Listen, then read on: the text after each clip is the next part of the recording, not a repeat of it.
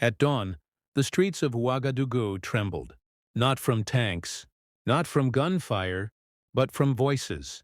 Women ululated, children waved flags, and young men raised their fists in unison. The world expected fear. Instead, it witnessed fire. And at the heart of it stood a man the West never saw coming.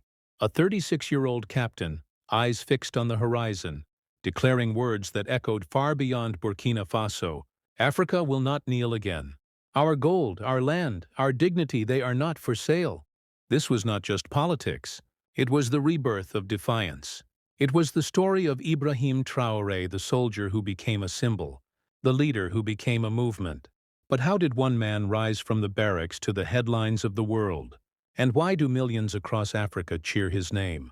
For decades, Africa was told it was free. Flags changed, anthems shifted, and elections were staged every few years. Yet behind the curtain, foreign powers wrote the script. Colonial currencies tied to Paris, contracts written in Washington and London, oil and gold flowing outward, poverty flowing inward. This was the theater of democracy. Ballot boxes filled the streets, but the people's stomachs remained empty. And slowly, a truth spread across the Sahel. Democracy without dignity is no freedom at all. Born in 1988, Ibrahim Traoré was not the son of privilege. He was the son of struggle. From his earliest days, he carried the stories of Thomas Sankara, the revolutionary who once dreamed of an Africa free from chains.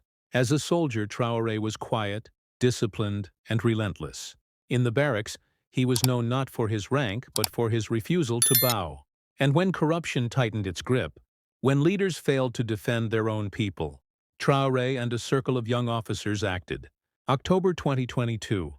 A coup, swift and decisive. The old guard was gone, and a new face, the youngest leader in the world, stood before the nation. The West expected another puppet.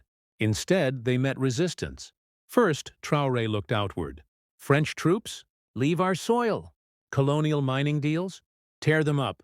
IMF whispers of debt and loans? We will not pay with our children's future. Then he looked inward. Farmers received new seeds and subsidies. Soldiers received training and purpose. Youth were called not to migrate, but to build. It wasn't perfection. It was rebellion. And the streets responded. One market woman shouted into a journalist's microphone, "For the first time in my life, I feel we have a leader who is ours." From Ouagadougou to Bamako, voices rose. Students painted walls with words. Our gold is not for sale. Our future is not for rent. Miners walked out of pits, chanting, "If the West cuts aid, we cut exports." Market women shut their stalls, holding banners. Sovereignty is not for sale. It was not just Burkina Faso. Mali, Niger, Guinea, the message spread. We are no longer colonies. The Sahel, once called a wasteland, became the cradle of rebellion. In 2023, 3 nations stood together: Mali, Niger, Burkina Faso. The Alliance of Sahel States, AES, was born, a pact of soldiers but also of survival. Together they pledged to defend each other from foreign aggression, to share resources from gold to grain, to replace borders of division with bridges of unity. And in a fiery speech, Traoré thundered, "They told us we are too weak. But united, we are stronger than their threats. Africa does not beg for a seat at their table, we are building our own." The hall erupted. Flags waved. For many, it felt like Thomas Sankara had returned through a new generation. The West panicked. Secret memos leaked. Tariffs, sanctions, whispers of regime change. Washington threatened, "Cut ties with Russia or face isolation."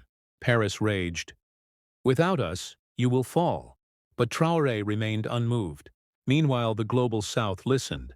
In Cairo, commentators debated, is this Africa's gamble for sovereignty?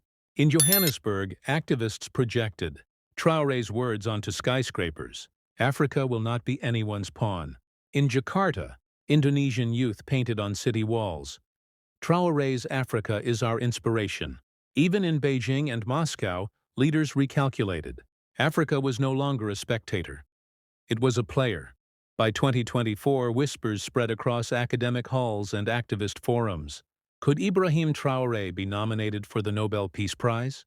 Some argued yes for uniting the Sahel against terrorism, for resisting neocolonialism, for giving voice to the voiceless. Others scoffed, branding him dangerous, a rebel, a destabilizer. But whether loved or hated, one truth was undeniable. Traoré could no longer be ignored. But every rise brings a risk. Foreign powers began plotting. Aid was cut, threats multiplied, whispers of assassination swirled. Yet the people stood firm.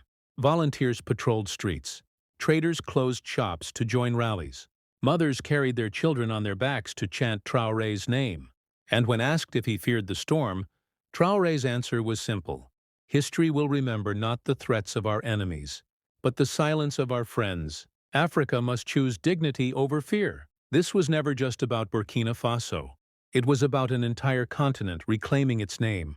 And now, the world whispers Ibrahim Traoré's name in the same breath as the Nobel Peace Prize.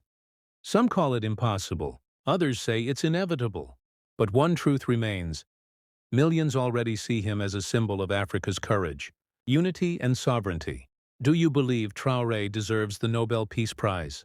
Is this recognition of Africa's fight for dignity long overdue? Or will the West try to silence this historic moment? Tell us your thoughts in the comments below.